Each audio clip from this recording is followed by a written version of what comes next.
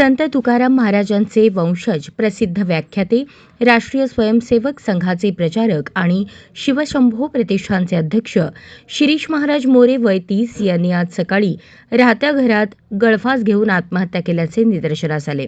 या घटनेने खळबळ उडाली असून हे वृत्त कळताच देहू परिसरात शोककळा पसरली आहे। आत्महत्येचे कारण अद्याप समजलेले नाही। शिवव्याख्याते म्हणून मोरे यांचा मोठा नावलौकिक होता। दुर्दैव म्हणजे नुकताच त्यांचा विवाह ठरला आणि टिळा सुद्धा झाला होता। ज्याच्या कपाळावर टिळा नाही त्यांच्याकडून खरेदी करणे टाळा, असे आवाहन शिरीष महाराज हे हिंदूंना करत हिंदूंवर होणाऱ्या अन्याय अत्याचाराविरोधात ते कायम भाष्य करत असत।